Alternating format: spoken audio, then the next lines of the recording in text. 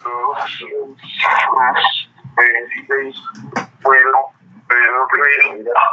and justice. Allah is my protector. My God, and my salvation. My light, and my day. Through his holy prophets. You are lead. Amen. Islam. The brother G. Supreme Grand Sheikh Arise, giving the highest of praise to our Father God Allah, the one who made you, and the one who made me, the one whose will we're seeking to get in sync with, knowing that this whole journey is about returning and being one again with our Father God Allah. I give the highest of honors to his and our holy and divine prophet, Noble Drew Ali, who did come to us in due time to bring to us the old time religion and the everlasting gospel. We know that we're living in the most trying of hours. It's amazing how some of our people be thinking that their condition is getting better and it's really getting worse out there. This is why in each one of our temple locations, we must get out there. We must get the message out. We must have your community outreach programs. All types of people who are in need of assistance, and we're here to assist them within our means. We're going to talk about our Moorish guide this evening. I don't know if Dan Duzil is here yet. Are you here, Dan Duzil? Well, yes, I'm here. What's the status of the Moorish guide? Islam. Praise Allah, honors to his prophet, Noble Drew Ali. Honors to everybody on the call. Next week, actually, it's this week, sorry, on January the 15th, the Moorish Guide will be issued. First Moorish Guide has been issued in a while, and it'll be available for purchase on moorishguide.com. And you can go there and you can log in for a subscription. You pay via PayPal, and it'll be from here on out. The Moorish Guide will be issued once a month to all members in all temples. We expect 2 articles each month from each temple, at least. But feel free to submit as many articles as you need. Each issue of the guide, typically we're going to have an overarching theme to it. So we may not use your article every week. That's why we always need a consistent flow of articles, so that we can put some in the refrigerator, and some of them we can put right on the stove. But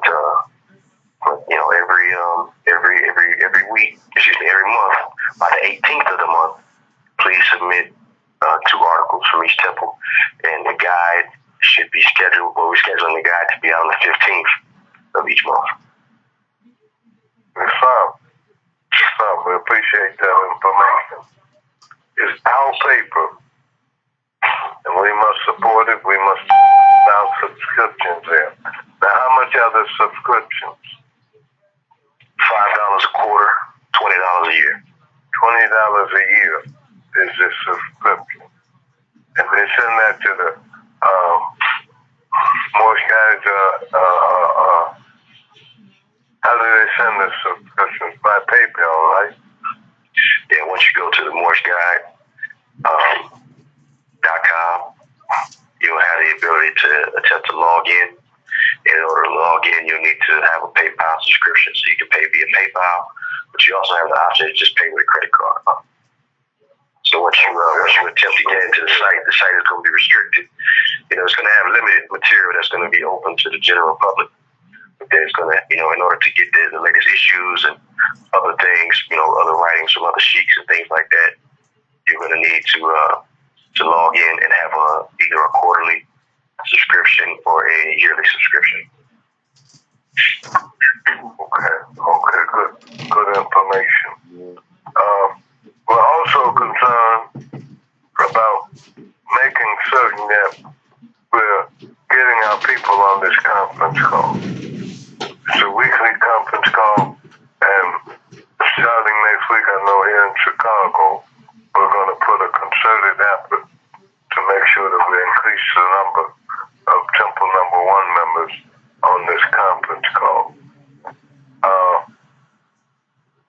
We want to work at increasing our membership and increasing our finance. So our prophet told us that it takes finance to uplift the nation. That's what we're striving to do. Now, this week and for the remainder of this month, Temple Number 13 in Baltimore in the state of Maryland, under the direction of Brother Richard Everdeel, will be doing the conference call. It's my perception that we're going to have Brother C. Davis Hill this evening. Is that correct?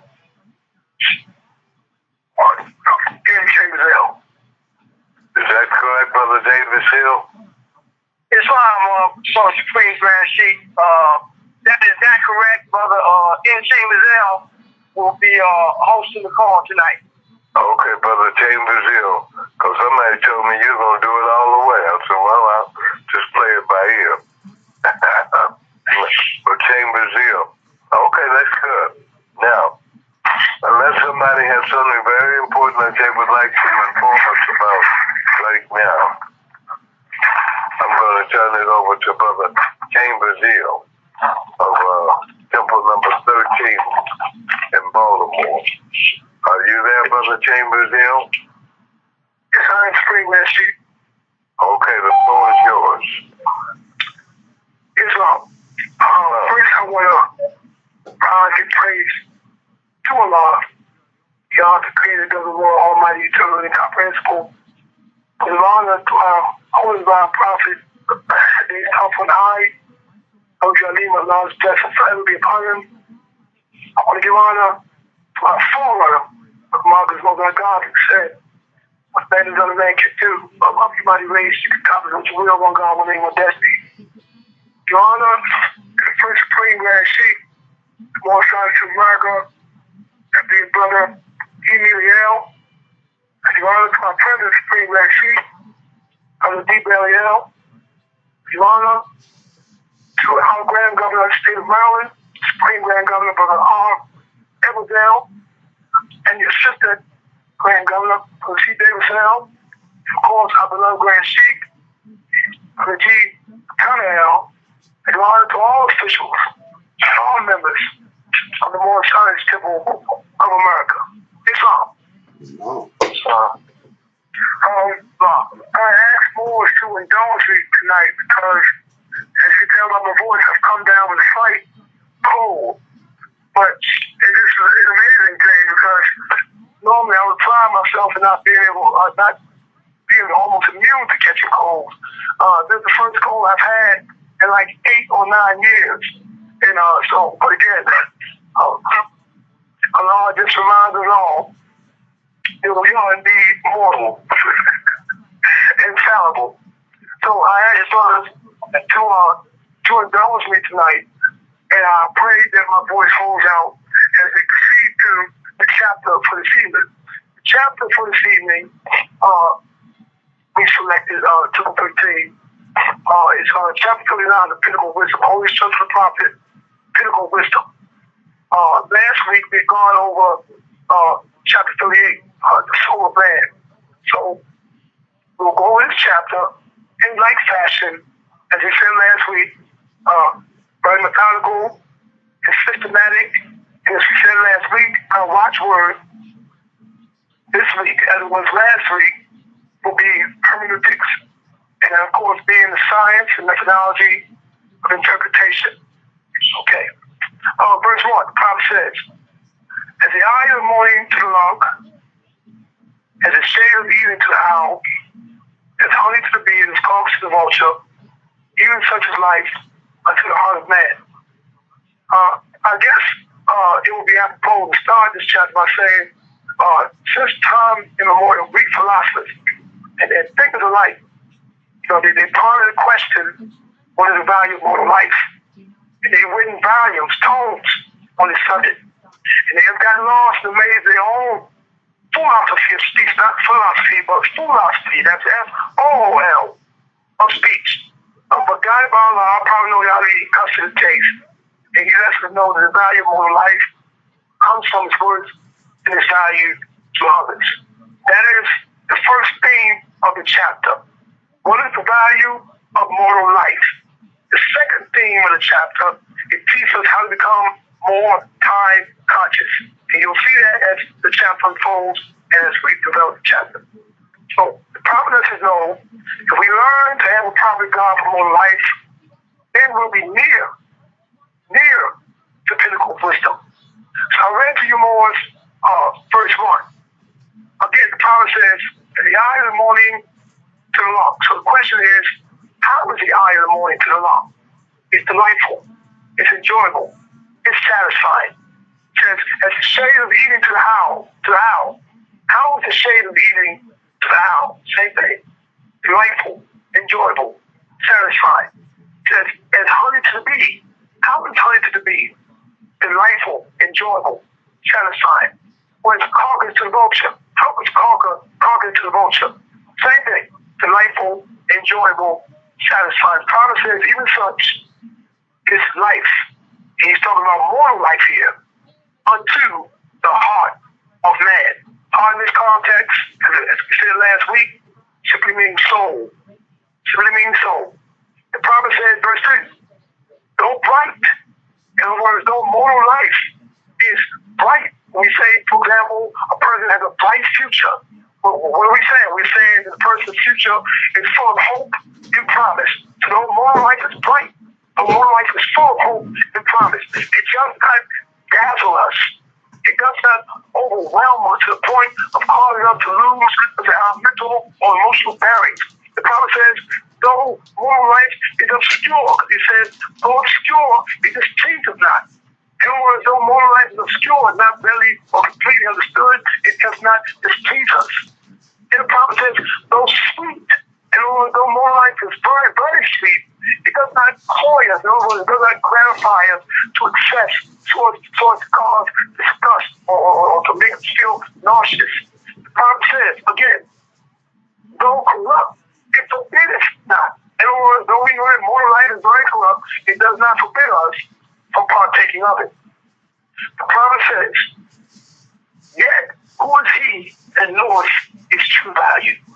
And that is the operative question that operates throughout the chapter. So more than us keep that in mind, the chapter addresses the question, what is the value of moral life? And the prophet gives us the answer to that question as we proceed. He says in verse 3, learn to esteem as thou art and are thou near the pinnacle of wisdom. The word esteem, of course, means to have a proper regard for. So the prophet says, if we learn to esteem, to have a proper regard for mortal life, then we'll be near the pinnacle of wisdom. Verse 4, the prophet says, be not with the fool that nothing is more valuable. Let's stop here. The prophet tells us here, boys, don't be like the fool who thinks that nothing is more valuable than mortal life. The fool, he believes that what he sees is all there is. And he lives in total disregard for the spirituality of life. The fool does not realize that this world of materiality is the least part of reality, and that we are not merely an innocent context. We are not merely human beings on a spiritual journey, but we are spiritual beings on a human journey. Big difference. The prophet says, on the other hand, he says, nor be like the pretended wise, that thou oughtest to condemn it. So the prophet tells us here, more, on the other hand, don't be like the pretended wise who overcompensates. In other words, he goes too far to the right, and he condemns mortal life, the world, and all things material. He forgets that perfected man, chapter 1, creation for a man, must pass through all the ways of life, and that our earthly sojourn, our earthly journey is absolutely essential to our spiritual unfolding. And that's what the prophet means in chapter 1, the creation and fall of man. Perfected man must pass through all the ways of life. So what is the prophet telling us in this verse? He says, think not with the fool that nothing more valuable, nor believe with the pretended wise knowledge to condemn it. Love it not thyself, but for the good it may be of two others. And there is our question. There is the answer to our question, Morris. So in other words, if someone would ask a most righteous Muslim, what is the value of mortal life? He would simply say, the value of mortal life is derived from its worth and its value to others. And that's what the prophet says, love it. It's the pronoun going back to mortal life. Love it, not thyself, but for the good. It, going back to mortal life, may be of to others. It's all. The prophet says, strike. Hello? It's on my board. Okay, it's on board. Okay. So the prophet says, okay, very well. The prophet says, strike a balance between your earthly and your spiritual obligations. That's what he's simply saying in that particular verse. In other words, don't go to the left. Don't be like the fool who thinks it's nothing more valuable than mortal life. Honey, and become so materialistic that we just forget the spirituality of life. We forget who made us. And that's the first question about Moore's question here. Who made you? So of course the answer being Allah. Man did not make himself. Okay? So the promise tells us here, more strike a balance between our earthly and our spiritual obligations. As I said last week, I believe, when a fellow Muslim, and asked Prophet Muhammad, should he trust in Allah or tie his camel? Prophet Muhammad told him to trust in Allah and tie his camel. In other words, strike a balance. Strike a balance.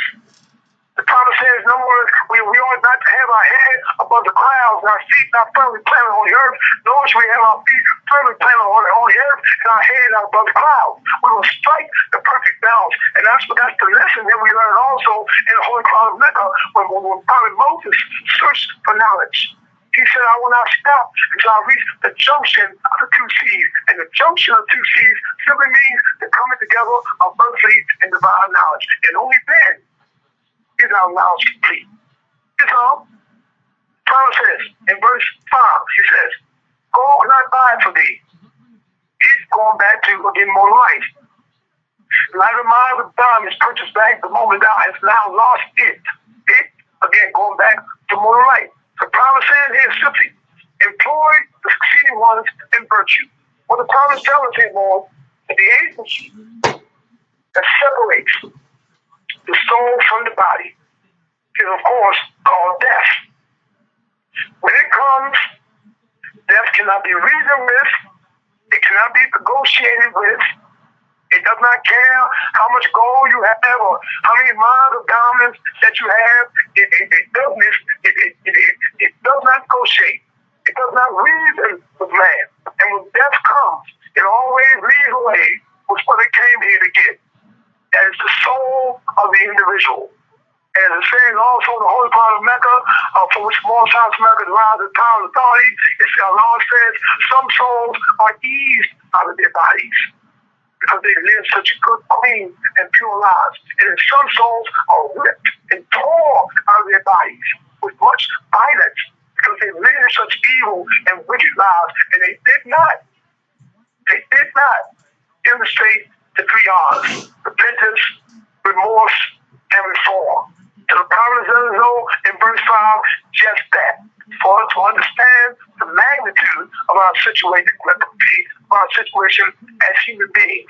Verse 6, the promise says, say not, it was best not to have been born.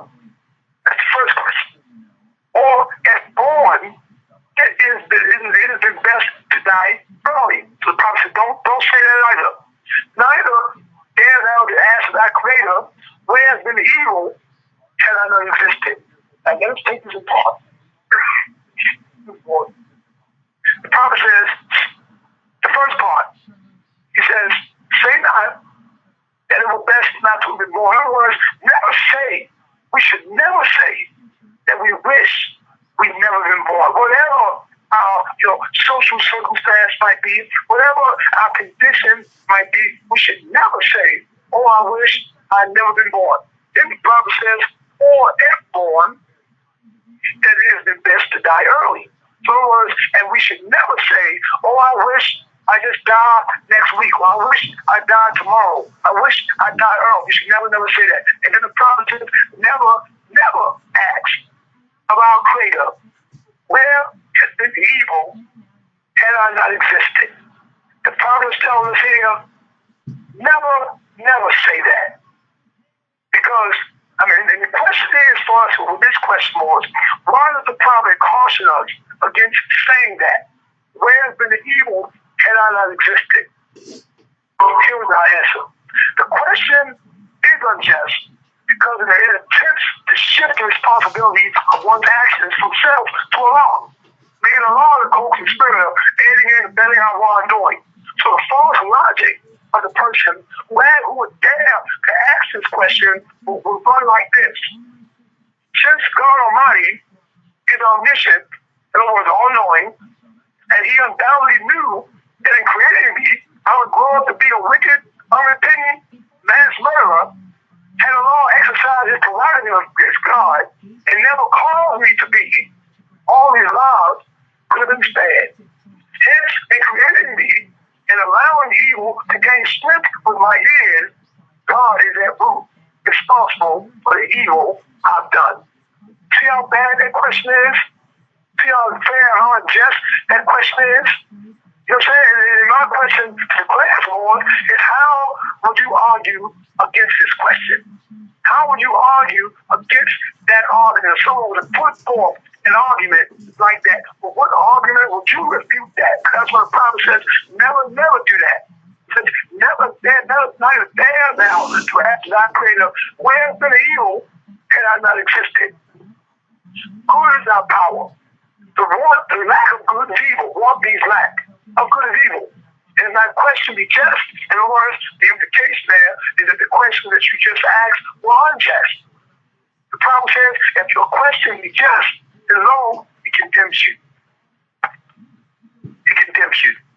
So we should never ask Allah that or say that to Allah, where has been the evil and I not existed. That's an attempt to shift the way one's responsibility from self to God. Because it's saying, you're simply saying, okay, God, you are omniscient. You're almighty. You're all omnipotent. So you knew, and like I said, it says in chapter 35, the secrets of authority lie open before Him. So you knew that upon my becoming an adult, I would become Hitler or Stalin or Mussolini. You knew this. But you allowed me to exist anyway. You did not abort me in the womb. And that's a serious argument. So that's a classroom question for the Moors. How would you refute it? Let's go on. Verse 7. The prophet says, will the fish swallow bait if he knew the hoop with him therein? Of course not. That's a rhetorical question. Would the lion into the toils when he saw they were prepared for him? Of course not. Another rhetorical question. The Bible says, so neither was soul to perish with its clay. Clay, of course, being the flesh. Neither will the merciful Father have created him. No hence, thou shalt live afterwards. And so the prophet simply lets us know, as he said in chapter 38, the soul of man, and as the prophet says in chapter 35, religion, as he says in this chapter, as well as chapter 4, and several other chapters that I'm also on, that the soul lives after the demise of the physical body. And since that is so, we should all be concerned about the state and the condition of our souls when death chapter 4, cuts the cord that binds the human bone, that is the soul, that binds the human bone to earth, and it may sail on smoother seas. Those smoother seas, of course, being the plane of soul. Verse 8, the Bible says, good Lord, as the bird enclosed in the cage before he seeth it, yet careth not his flesh against his sides. So neither labor thou vainly or uselessly to run the state thou in, but know it is a right of thee, and be content with it. So what the prophet tells us here, Moors, is, and we've all experienced this, every human being that has lived has experienced this at some time or another, or will experience this at some time or another. The prophet saying here, Moors, at the times we find ourselves in a position of impasse. In other words, IMPASSE, in a position of impasse. And this is a deadlock position from which there is no immediate escape. We shouldn't drive ourselves into a state of depression or a nervous breakdown. Instead, we should bear the situation, tolerate the situation, endure the situation until we can either do one of three things. Either move out of the situation or manipulate the variables in the situation to suit us or change our response to the situation. In other words, change how we perceive the situation. Some of us may have heard Dr. Wayne Dyer, that used to come on PBS, one of his famous quotes. He says, you change the way you look at things. The things you look at change. When you change the way you look at things, the things you look at change. What that simply means, Lord, is what Jesus said in chapter 7. Let me turn to chapter 7, and I'm always going to part. The prophet said, Prophet Jesus, when I was bound to ask for wisdom, what did Jesus say? Jesus said, it is the conscience that man's heart, and law of man's one. Here's the part that I'm talking about. He says that not is not. That power is an illusion. He says, and heaven, earth, and hell are not above, around, or below, but in, which is the light of all, is not, the law is all. So let us take this apart. We understand what Jesus says that heaven is not above. We understand it from chapter 12. He says hell is not below. We also understand that from chapter 12. But then he said earth is not around. Listen to the language. Let me read this again. He said, verse 24, and knowledge not that powers of the illusion, that heaven and earth and hell are not above, and was heaven not above, around, or was earth is not around, or below. In other words, hell is not below, but in. In other words, each of these are states existing within the soul of man, which, in the light of God, becomes God in the law of all. So this, what the prophet said, the prophet Jesus said, the earth is not around. He's simply talking about how we perceive our world, how we perceive our environment, how we perceive the earth. That's going to determine how we respond to it. Some individuals, like the people serving cats in chapter 12, they were just toiling it out. In fact, they said, Buddha seated the dead. That's how they perceived it. After Jesus gave them that test, that powerful test in chapter 12, he did not, and he could not remove them from the work that they had to do. So after Jesus gave that powerful blessing in chapter 12, the people that were serving cats, the poor toilers, the serving cats, when Jesus rolled out, they still had their work to do. So what had changed? Jesus gave them a new perception of their work. And then the chapter says, and toil became a joy. You saw?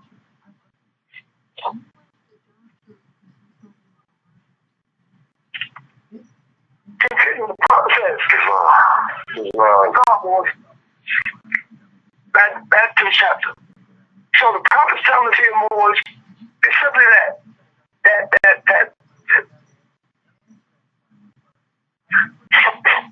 Islam, brother, I have a quick question. Come on, Morris. Islam, could you define toil? Say again more? If you could, please. Could you define toil? Toil should be work. Yes, Lord. Work, labor, struggle. That's what Jesus is talking about here in chapter 12. Thank you. Okay, it's not more. Okay, so the more. The prophet says, and the burden comes whenever we find ourselves in a position like that. He said, don't drive ourselves to a state of depression or nervous breakdown. Endure the situation, tolerate the situation, until we can either move out of the situation or manipulate the variables in the situation to suit us or change more, simply change how you perceive the situation. Because again, Jesus said that the earth is within. In other words, how you perceive your world is going to determine how you respond to your world. I'll give this analogy about, we look out at nature. Nature is a teacher. That's why we often refer to nature as Mother Nature. In other words, whenever man loses his way, we can always look to Mother Nature. Because nature is consistent with universal law. So we look out in nature, and we see this sturdy, rigid, hard, inflexible, old oak tree. When the winds come, when the rains come, when the storms come, bear down upon an old oak tree. Oftentimes, an old oak tree splits in half, splits in two. But also in nature, you see the palm tree. The palm tree is versatile, it's resilient, it's adaptable. When the rains come, the storms come, the winds come, it bears down upon the palm tree. Oftentimes you see the palm tree bending with the storm, and after the storm it does what? Springs right back up into its natural state or natural position. See, that's a lesson for us. See? That when we confront it with various life experiences, we should adopt the posture of the palm tree. Be versatile. Be adaptable. Be flexible. That way, after those mental and emotional storms, race and rage in our lives, after those mental and emotional storms, we'll spring right back up into our natural state, and we won't snap into like an old rigid, inflexible oak tree. You saw? So, verse 9, the prophet says, though they are uneven, in other words, those nice ways are uneven, and of course, sometimes they are, yet they are not all painful. So the prophet's telling us here, Lord, mortal life ways are sometimes uneven. They're not all painful. No matter what's going on in our lives, we all have moments of inner peace and genuine laughter. The prophet says, accommodate ourselves to all, even in the worst conditions imagined. And I believe the worst condition imagined is probably slavery on the plantation. Yet, our ancestors, even in that wretched condition and circumstance, our ancestors sometimes genuinely enjoy themselves. I mean, sometimes old Jake may have stolen a couple of masters' chickens, and old John may have got a few watermelons, and old Samuel may have got his old banjo. They went around inside the slave barn and struck up a tune and started dancing, et cetera, et cetera. So in other words, they found pockets of enjoyment. They found pockets of genuine laughter. So it wasn't all, even on their wretched circumstance, it wasn't all work and whip. It was not all work and whip. So let us not fall victim of the prophet telling us here when he says, those ways are easy, yet they are not all painful, are coming at ourselves wrong. But the prophet says here, more. So let us not fall victim to what the psychologist Aaron Beck called selective abstraction. There was a tendency to focus on the one negative aspect of the situation while ignoring other more positive elements of the situation. So each day, the prophet tells us in this verse more, each day, look for reasons to smile. Look for reasons to laugh and to be happy, because it'll keep you mentally and emotionally healthy. So we should never use our situational circumstance as an excuse for being mean or hateful or spiteful. Jesus said, though he was in the world in the gospel, he said, though he was in the world, he was out of the world. So likewise, we find ourselves in unhealthy environments or unhealthy situations or unhealthy neighborhoods or unhealthy communities or whatever situation may be. We need not be of that healthy environment. Because chapter 42 in weakness lets us know that man need not be absolutely limited or determined by situation, circumstance, or condition. Man need not act in the manner that his environment dictates. Why? Because the law gave each and every one of us the freedom of will to choose. Each and every one of us. So this is what the prophet means in verse 9. He says, though life's ways are uneven, yet they are not all painful. Accommodate ourselves to all. In other words, make ourselves of use and a benefit to all. So, and he said, and well, if the least appearance of evil, suspect the greatest danger. The prophet tells us here more, they had to be different. They had to see beyond the manifest. They had to be a visionary. The great writer and educator George Bernard Shaw, he said some men see things and they are, and ask why. I dream things that never work, and ask why not. So let us have that same kind of like Marcus Garvey said, that get up and go attitude. Let us be like that. Let us not be limited or allow ourselves to be beat down by a situation, our circumstance, or our conditions. Moral life. That's what the prophets tell us here. So to be near biblical wisdom is to know that where there's the least appearance of evil, suspect the greatest danger. That's the second part of this. The prophet says, and where there's the least appearance of evil, suspect the greatest danger. In other words, where there are no problems in your life, where there are no challenges in your life, where there are no bumping of walls in your life, or no conditions in your life, you know what? It's also no growth, no progress, just stagnation. So we, the Most High America, are blessed because we know it's wisdom to know the special role that problems play in our lives. That's why the prophet says, and where there's a least appearance of evil, not the most appearance of evil, where there's the least appearance of evil, suspect the greatest danger. So we, the Most High America, we are truly blessed because we know involved. We know the special role that problems play in our lives. They help us to grow. They help us to unfold. They make us strong. Chapter 1 says, a soldier never knows the strip until he does what? Beats his foe. And thought must be developed by what? Exercise of strength. So these problems, these challenges, they make us strong, Lord. They help us to unfold. In fact, that's the reason why spirit man was thrown from the plane of spirit to the plane of soul. Because he needed opposition to the plane of being. Matter of fact, because he needed opposition. That opposition, the seed that resided on the plane of spirit. Man the thought, man the seed, man the spirit, he could not unfold properly as a seed, metaphorically speaking, on the plane of spirit. Why? Because the plane of spirit is a singularity. See what that? There was no opposition against which man could exercise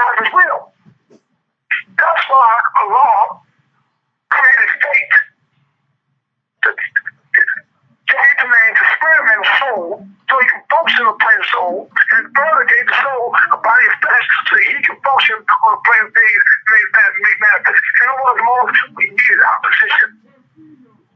We needed our position. So we needed our two kids, which exercise the will.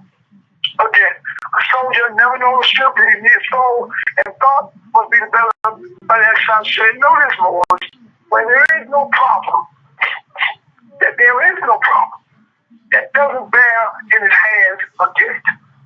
Every problem that presents itself in our lives, if we look closely enough, that problem has in its hands a gift.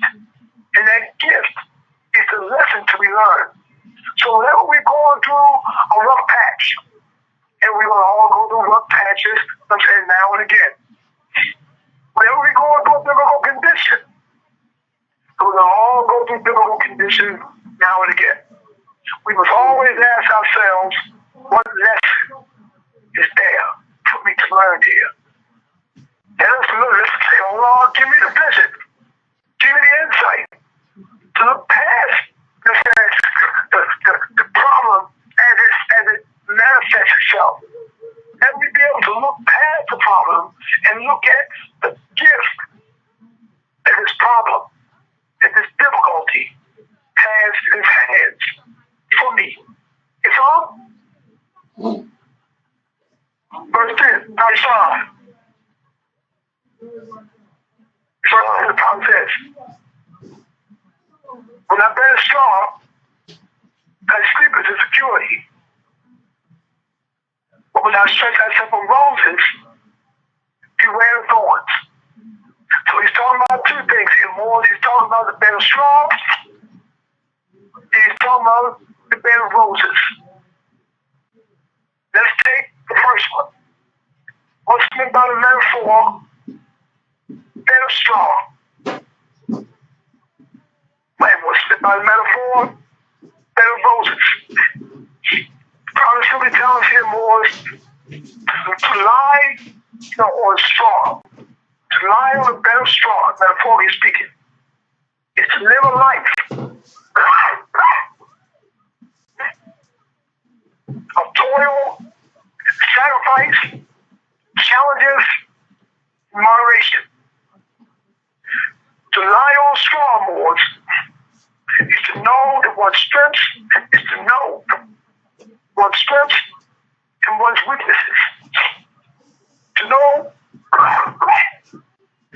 one's potentials and one's limitations. To lie on a bed of straw is to be on point with self and not be deceived about one's relation to the world. Because we know from the chapter that it's better to live a life, toil, sacrifice, challenges. Because such a life contains a seed of mental and spiritual transcendence. Such a life creates an inroad to that great unfoldment. So we in North South America, we welcome the bed of straw. Now, conversely, what does it mean to live, to lie on a bed of roses? To lie on roses is to live a life of ease and leisure and extravagance. It's to be free of toil, challenges, and difficulties. Stagnation, depression, wickedness, jadedness, and morbid, perverted behavior are often the consequences and worse the thorns of living such a life. Lying on the roses. You know? So if you want to make a problem, give us the bed of straw anytime. It's on. Verse 11, the prophet says, a good death is better than an evil life. Strive therefore to live long as thou artist, not so long as thou canst. So the prophet should tell us here more, it is better in the long run to live a short, good life than to live a long, evil life. Let me say that again. It is better, but the prophet says a good life is better, a good death is better than an evil life. He's simply saying here, Moors, that it's better to live a short, good life than a long, evil life. Because when you live a long, evil life, remember, the soul accumulates a lot of karmic debts. And those karmic debts, they must be paid. If not in this life, certainly in the next. And that's why we read last week. And I'll read it to you again. Chapter 35, religion. The prophet says, verse 27, the high and the low, the rich and the poor, the wise and the ignorant, and the soul shaken off the cumbrous shackles of this life, shall equally receive from the sentence of just and everlasting retribution, according to their works. As we said last week, the word retribution means exactly that. Reward or punishment meted out in a future life based on performance in this life. So it is better to live a short, good life than a long, evil life. It's better to live to the age of 20 and have lived a good life, or live to the age of 30 and have lived a good life, than to live to the age of 99 and just live a life of evil. It's all. So the prophet says again, while your life is to others worth more than your death, it should do to preserve it. So, some more ask the question, what is the Moorish position on suicide? Here is your answer. The prophet says, while your life is to others worth more than your death, it should do to preserve it.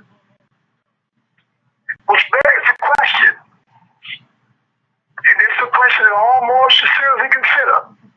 Having read that verse, and having read that particular sentence, while your life is to others worth more than your death, it is your duty to preserve it.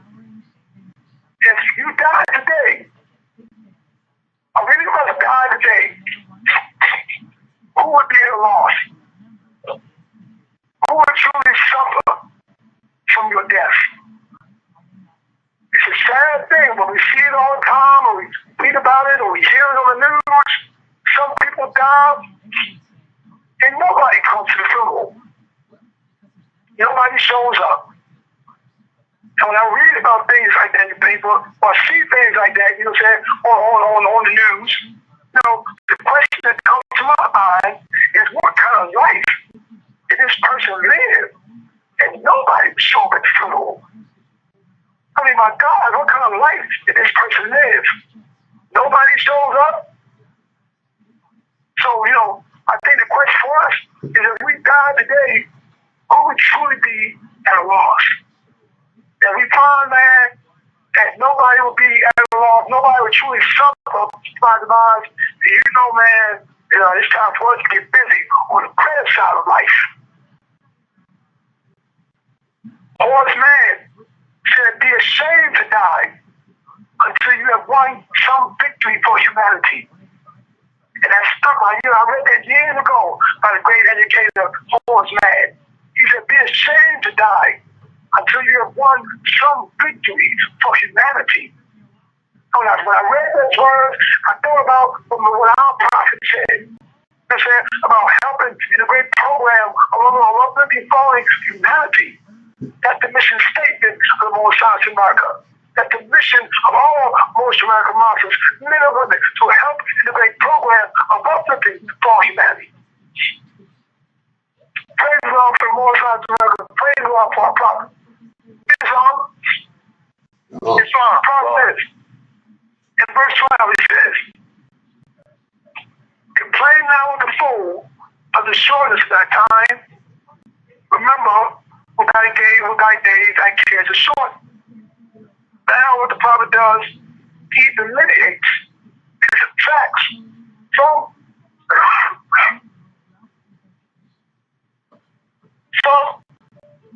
our moral lives, the useless parts of it. It's oftentimes we don't really consider just how short a time we actually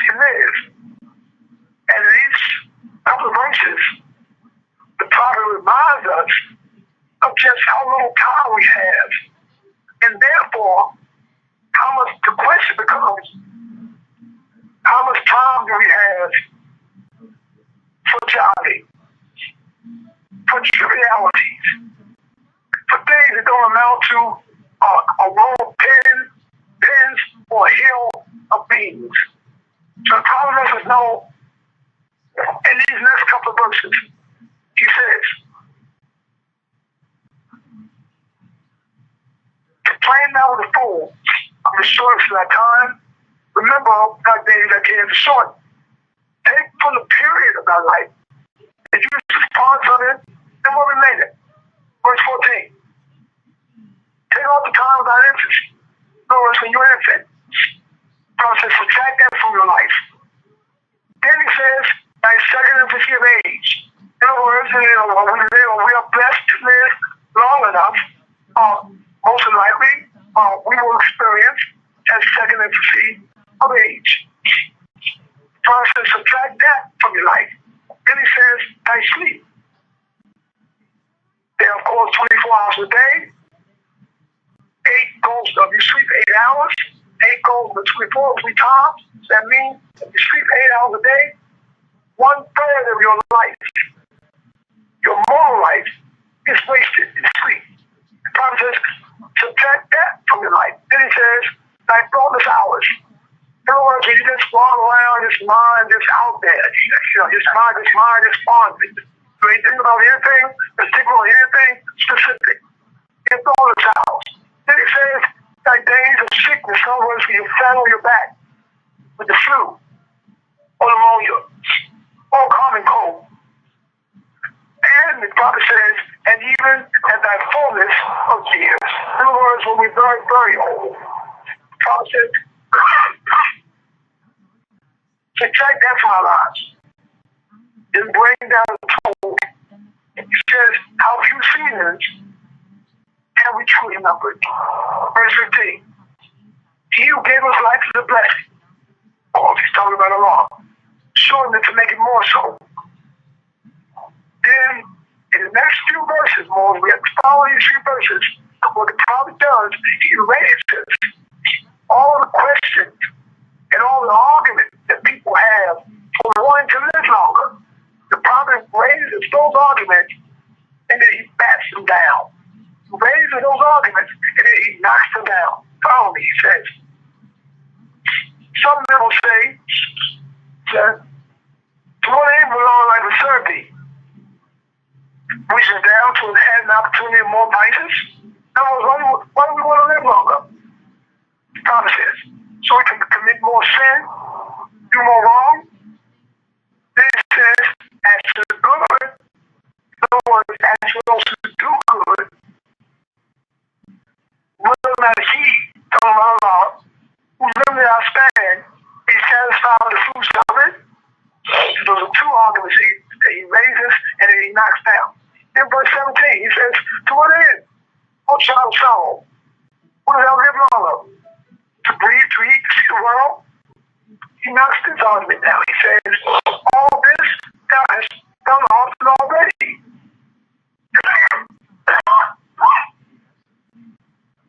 Too frequent repetition. Is not tiresome, or is it not superfluous? In verse 18, he says, now here's a slick one. A slick one would say they want to live longer so they can improve their wisdom and their virtue. So the prophet says, when thou improve thy wisdom and thy virtue, that's the slick stuff.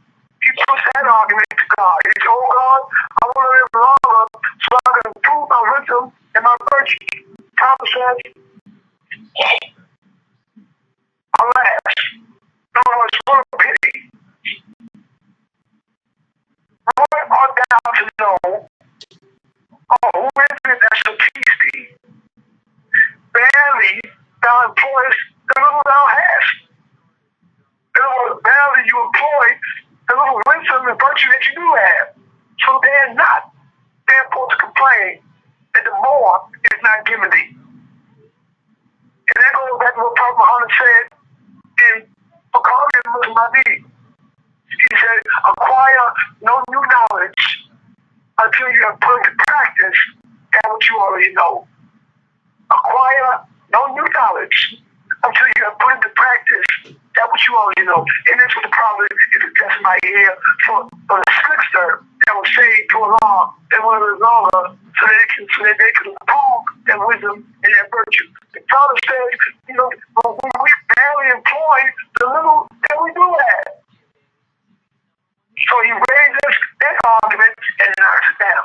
In verse 19 he says, repine not at thy want of knowledge. Repine, of course, means long, and want means lack. So he says, long not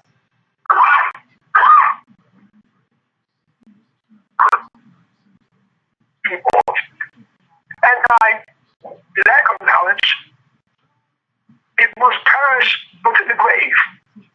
Now this is a powerful lesson here, because what the power lesson no more is that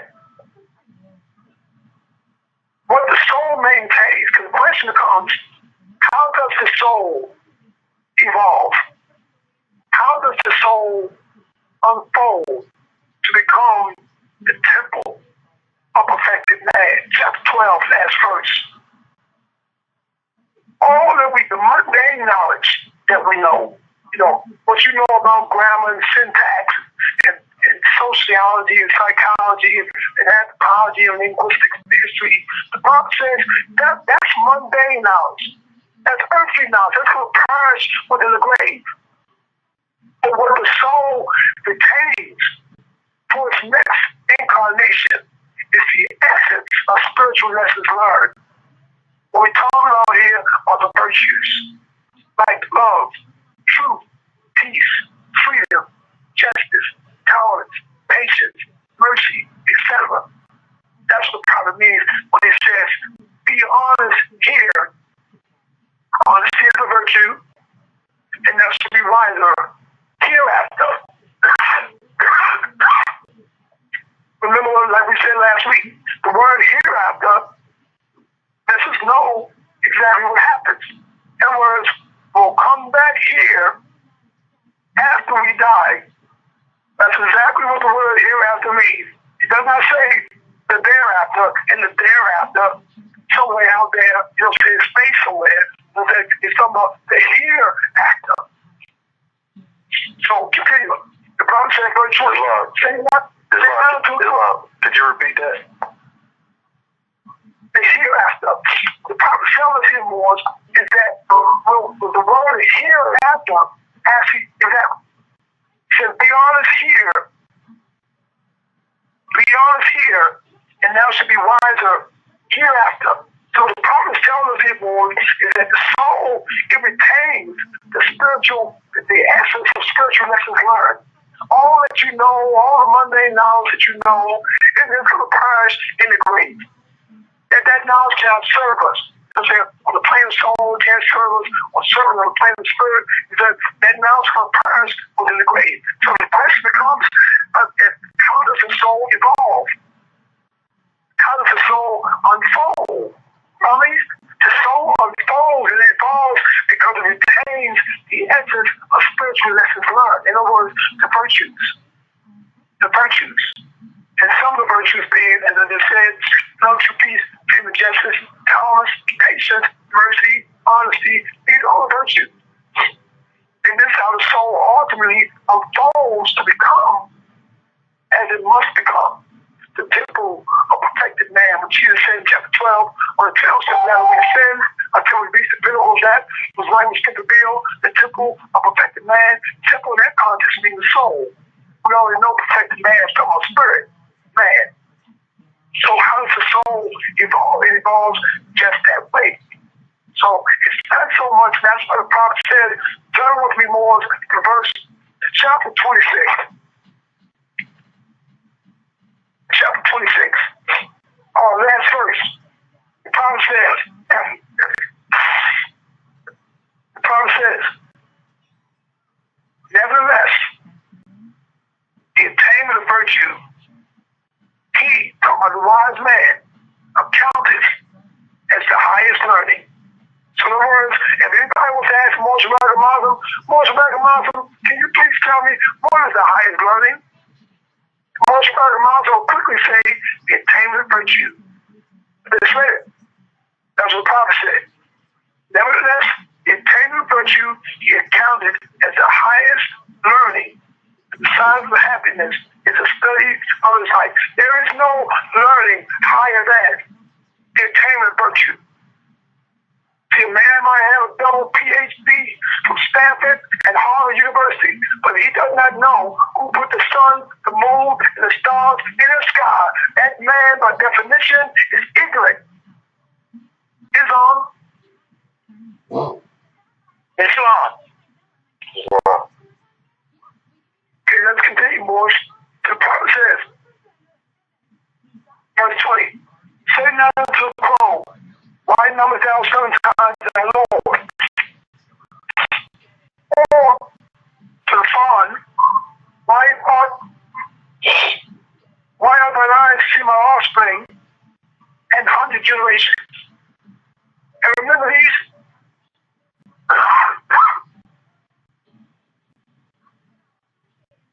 these animals were here on earth millions of years before man got here. That's what the Prophet says in chapter 26. Turn would be more than chapter 26. Excuse me, chapter 36. Know thyself. The Prophet says, this is on page 44. Chapter 36, know thyself. The Prophet says, verse 9. Allah formed thee, telling our man, as he formed these, talking about the animals. After them all worked thou created. In other words, the Prophet literally told that man, after them all were we, man, created.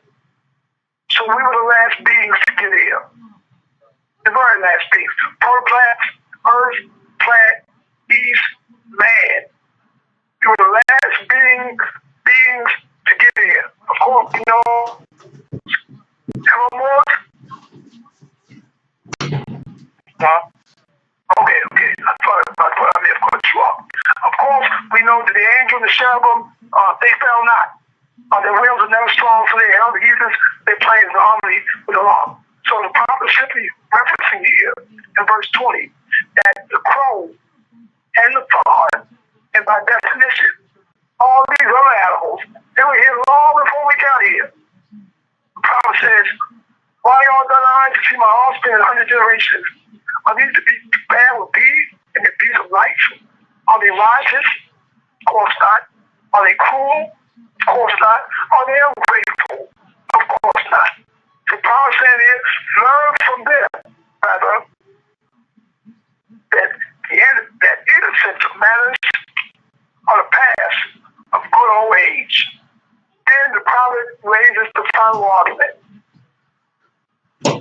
And then he knocks that down. Verse 22. He says, knowest thou to employ life better than these?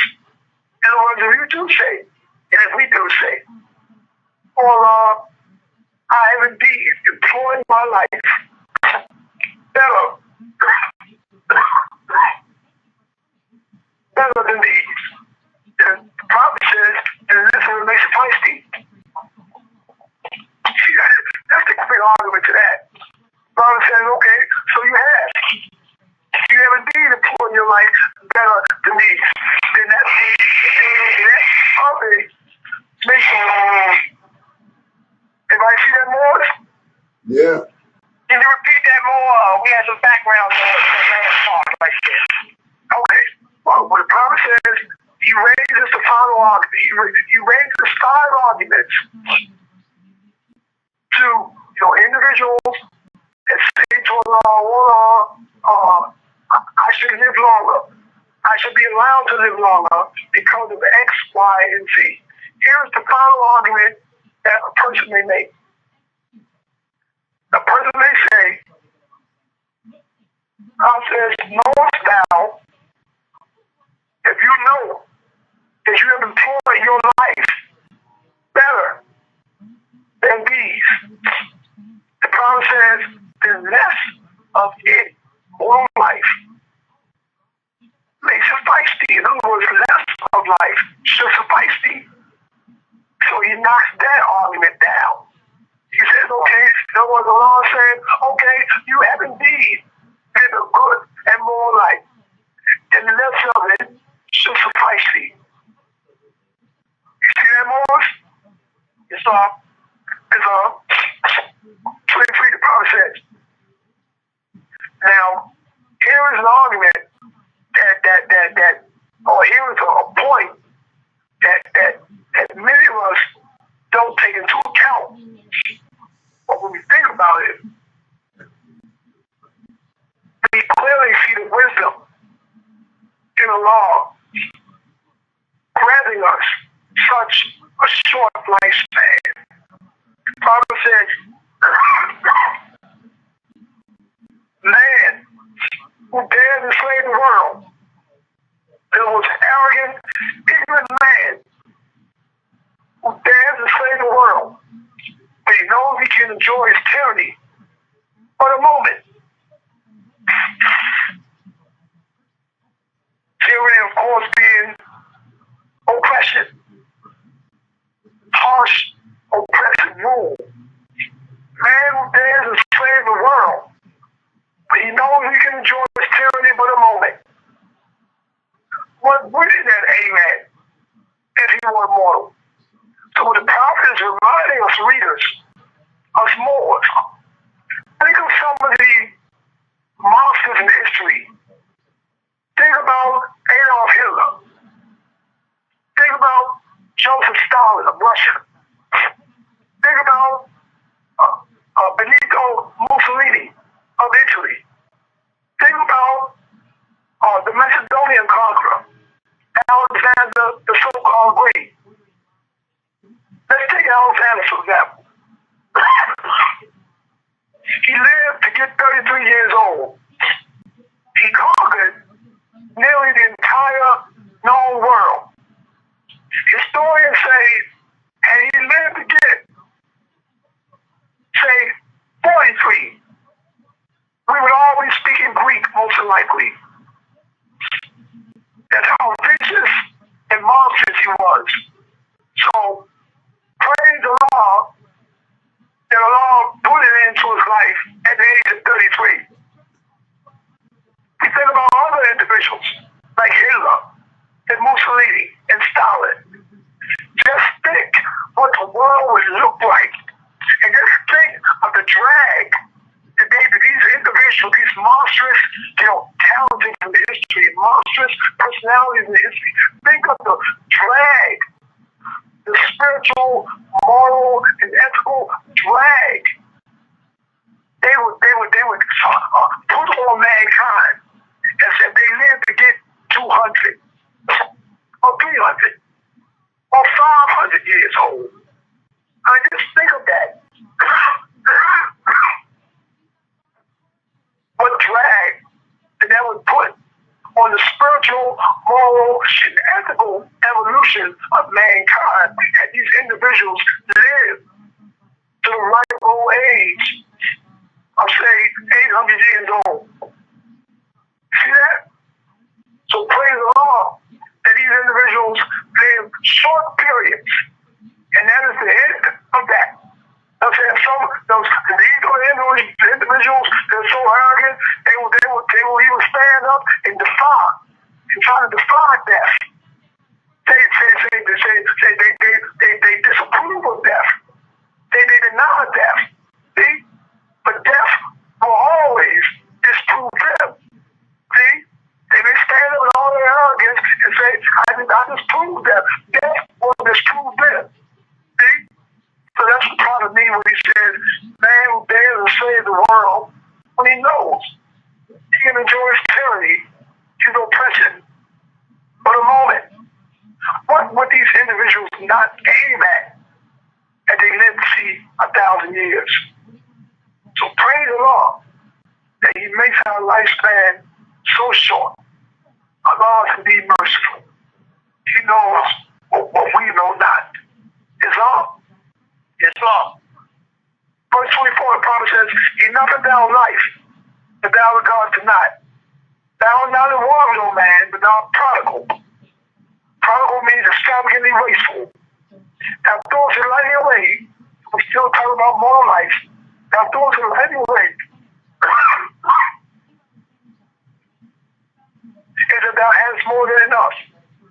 And yet thou repinest over thou longest at it and over moral life. It's not casualty unto thee. The promise says, no, it's not abundance that makes a man rich. In other words, not many years that makes a man successful. Rich in this context means successful. But economy. The economy in this context means efficient organization and management. So what the Bible says, he says, yeah, to read that again, the Bible says, he know the thou of life, thou regardest not. Thou art not in want of it. You can't be in want of more life, oh man, because you are prodigal, you're extravagantly wasteful. We throw away the lives that we have. We waste too much time with formality. Thou throwest the light away because thou hast more than enough, and yet thou repinest, and it is not gathered again unto thee. The promise says, no, there is no abundance that makes a man rich. There's not many years that makes a man successful, but efficient organization and management of the life that we have. Why is this? Because some men achieve more in 27 years. I know John Lee established the one side of America when he was at the tender age of 27 years old. Some men achieve more in 27 years than others achieve in 97 years. Some men achieve more in 33 years. Jesus is the age of 33 years old. Orderly. Some men achieve more in 33 years than others achieve in 83 years. So it's not a question of how long one lives.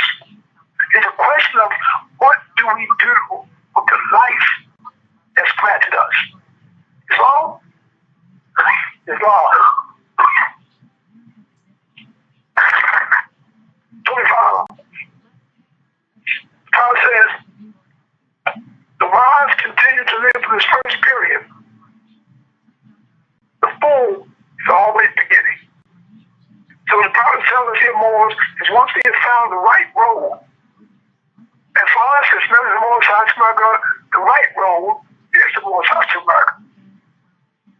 So once the wise man finds that right path, he does not get off of it. The wise continues to live for this first period. The fool is always beginning. In other words, he gets on the right path and then he gets off. He gets on the right path and then he gets off. He gets on the right path and then he gets. And remember, every time he gets off, the clock of his life does not stop. The clock of his life continues to tick. Tick tock, tick tock, tick tock. So in other words, he has to be aware of that. The clock of his life continues to tick. Everybody see that? It's all.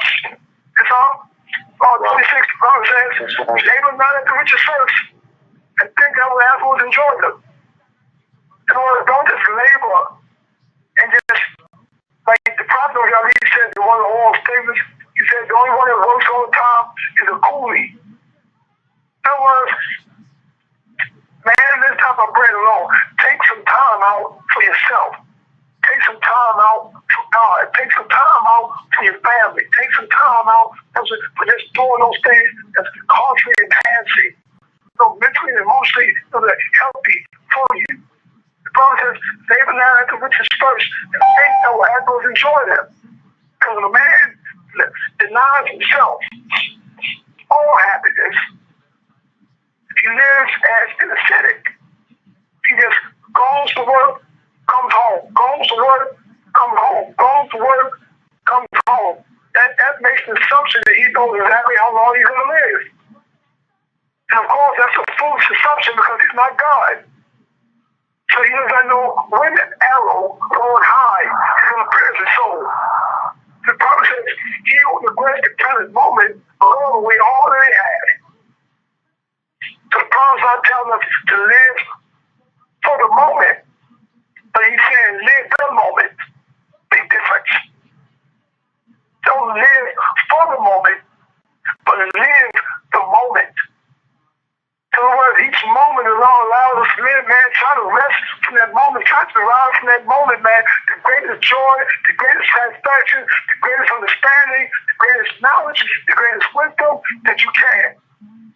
Because in the final analysis, that's all we have is the present moment. The next moment, not promised us. It's not promised any of us.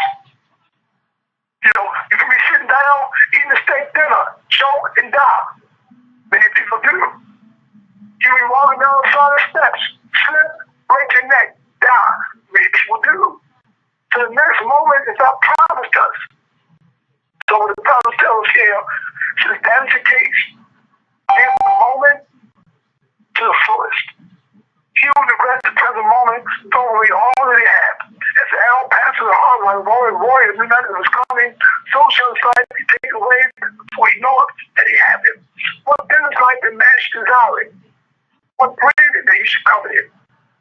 Promise is 28. Is it not a scene of illusion? A series of misadventures? A pursuit of evils linked on all sides together? In the beginning is ignorance. Pain is in its middle, and its end is sorrow. As one wave pushes on another, till both are involved in that behind them. Even so succeedeth evil to evil in the life of man. In the present, swallows up the lesser and the past. And we know oftentimes, like Jesus says, evil slides in like a needle and it spreads like an oak tree. So, and like the Bible says in chapter 23, like I said, all these chapters relate. The Bible says in chapter 23, dealing with our children. The Bible says in verse 4, chapter 23, verse 4, he says, watch the beds of his inclination, in other words, of your child's inclination. Set him right in his youth, and let no evil habit gain strength with his years. So you don't let those evil habits gain strength with you. You see the child doing something or saying something incorrect, you correct him as a parent, as a responsible parent does or should do. When and as he's a child. You don't let that, wayward character or conduct or speech, develop and evolve and grow within your child. Because you'll look up, he's 16, 6'4", 210 pounds. Now you can't say nothing to him. He's starting to crush you in there. So it has happened. So the promise tells us here, we have to be aware of those kinds of things as well. So it says, what says again? The same verse 29, chapter 39, he says, but our talents are real evils. Or our talents are real evils, and that terror in this context means, intense, paralyzing, overwhelming fear. That's what we're talking about terror. Bible says our terrors are real evils, and that they prevent us from living life to the fullest. They prevent us from doing things that we would ordinarily do. Our terrorists, the chapter talking about the value of moral life. Our terrors often prevent us from doing things that we would otherwise do. And our terrors are simply unfounded.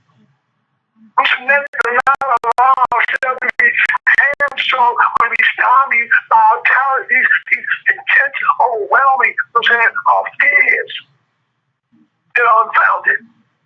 The prophet says our terms are real evils. Our expectations look forward into impossibilities.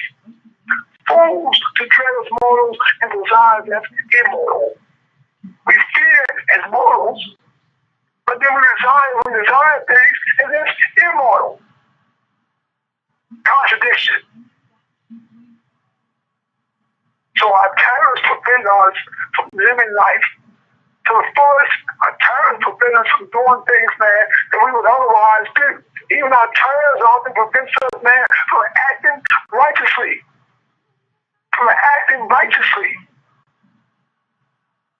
And that's what Dr. King meant when he said the world's in trouble today, not because of these vitriolic pronouncements of bad people, but because of the appalling silence of good people. The good people are terrified to stand up and speak out and say, enough is enough. The power is with the people, and we say enough. And that's why our society is gone right. That's why things are as they are right now. And another writer, Edmund Burke, he said that in order for evil to triumph, good men simply have to do nothing. In order for evil to triumph, good men simply have to do nothing. So here's what the prophet's talking about. Our terrors are real evils. Verse 31, he says, what bottom line is it that we should wish to remain with us? Is it youth? Can we be allowed outraged by senselessness? In other words, loose, immoral sexual conduct, and temerity means extreme recklessness. Is it age? And we are fond of infirmities. In other words, it being feeble. The Bible says, verse 32, his said great hairs are revered, and length of days none. Virtue can have reverence to the bloom of youth, and without virtue, age plants more wrinkles in the soul than on the forehead. Indeed it does. Last two verses. Is age respected because it hated fight? What justice is it in this? When it is not pleasure, what justice is it in this? When it is not age that despises pleasure, or pleasure that despises age. What the prophet is simply talking about here more in verse 33. We're going to look at this very carefully. The prophet is not saying here that as we get older, we don't like to have fun. Not true. In fact, he is saying something completely opposite. The prophet saying here was that the first thing we have to know is a certain kind of pleasure. See, the first thing we have to know about this pearl of wisdom is that there are two kinds of pleasure. That's being referred to in this verse. The first kind of pleasure is the pleasure enjoyed by the elderly.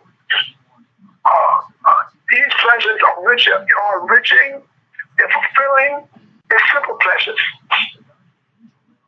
Some of these pleasures might include going on a cruise or preparing lunch and driving in the countryside or visiting an art gallery or attending a cultural program or jazz festival or making love to your spouse or monogamy, etc. These are the simple pleasures enjoyed by older individuals. But the second kind of pleasure, because it says, is age respected because it hated by it? What justice is it in this? Well, it's not age that despises pleasure, a pleasure that despises age. So this second pleasure that despises age, this pleasure are those wild, reckless, extravagant, unrestrained pleasures enjoyed by the youth. This kind of pleasure despises age because age can't keep up with it. Age can't do what it does. Nor is age desired to do what it does. Some of the pleasures enjoyed by the youth might include hanging out all night, drinking,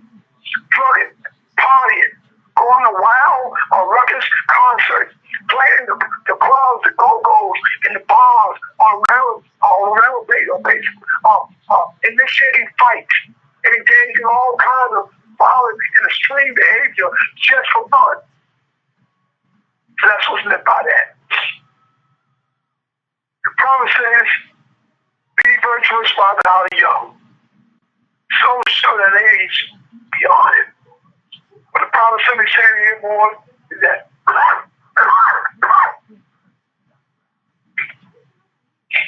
human beings, we're creatures of habit, and we regularly behave in ways that are virtuous as we age. Those virtuous habits or ways of behaving will be so ingrained, so ingrained, so as to become second nature to us.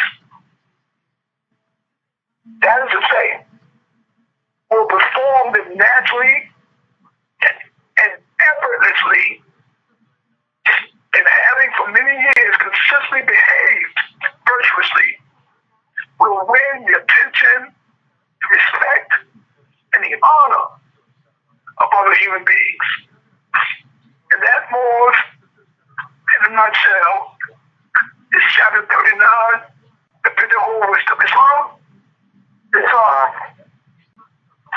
Questions, comments? Islam more, that was Islam, Brother Spring Rashi. I was with him all the way. You know, Islam more. Reflect about us. Once we get into the Holy Quran of the MSTFA, so we can see where we need to make adjustments. And the earlier you get here, the earlier you can make your adjustments. Right. And I think that's why some people, when I was in high school, they called me a square or something. You know? I didn't smoke, I didn't drink, I didn't party with them. I knew which parties to go to, and I knew which parties not to go to. And that way, you avoid a lot of negative things early in life. And when you avoid that early in life, it enables you to kind of settle down and coast the rest of the way in that which is good and that which is right, and the right kind of pleasures. That's right. That's right. Some of us are still in need of help in our 40s and 50s, but you're supposed to have control of your life by then. How about that? You know, I'm swing that shit. Some of that shit, you're right. And if you don't, you really need MSTFA. You know, we're not going to look down on anybody. Yeah. We're not going to throw them out with the dirty water. It's our job to inculcate in them the fact that good is their power. They have the power to do good, especially for themselves. How about that? So, you know, and there are certain things that, as we read the Holy Quran of the MSTFA, just like Brother Chambers here has demonstrated to us, we can get it early, you know, and avoid a lot of problems. That's right. I visit penal institutions and talk with more, and I said, you know, if I had this before I got here, I wouldn't be here. Yeah, they they'll tell you that. But Islam, I want to know if anybody has any questions relative to the presentation by our beloved brother, Temple number 13 in Baltimore, under Brother Edward Hill. Islam, this is Brother Dangerfield. Brother Dangerfield. Floor is yours. I don't have any questions, but I just want to give for the demonstration. I don't know about anyone else, but that chapter right there, you know, it's one that I hadn't been able to crack yet. And brother, you cracked it wide open. So you brought me light years ahead on my understanding on that. praise Allah. Praise Allah for that. So, you know, it gave me some of the messages that gave me some chills. So that's you know, it's a wonderful measure. Thank you. I'm glad you enjoyed it, boy. You know, when I read that chapter, it makes me wonder why I'm still here, because this year I'm trying to sneak up on 77. Yeah. But I'm going to take my time, stay on the right path, and stay within the bounds of moderation and good virtues. And I think I'm going to hit 77 this year. Oh, wonderful. Yeah. But here we go. How old are you, Chambers Hill? I am 57. 57. So, yes. I got roughly 20 years on you, huh? Yes, you do. Okay, but I really commend you for breaking that down, giving them more such a detailed and specific demonstration, explanation that they didn't flood you with questions because you done explained it clear and precise. That being said, Baltimore will be back again next week. We'll probably find out who it is when we get there. But we'll be back next Thursday. And we got to improve the number of Moors on this conference call. So that's imperative that we work on that along with things that we picked up tonight and work on that by next Thursday. That being said, are you there, Brother Andrew Hill? Yes, Lord. Or have you give us the closing prayer? Yes, Lord. Lord, Morris.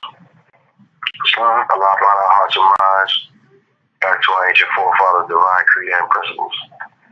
This we ask in thy holy name and the 70 Elohim. Amen. Islam? Amen. And this one, Moors, is a good. I enjoyed being here tonight. I'll be talking with a few of you tomorrow, and we're looking forward to having a good week next week. Peace and love, everybody.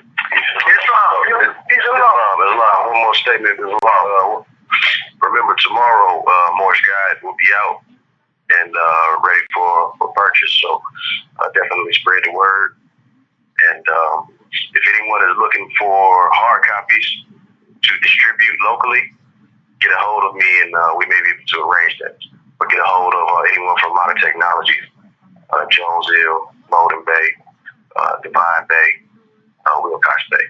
There's love. There's love. Peace and love, Morris. Peace and love. Peace and love.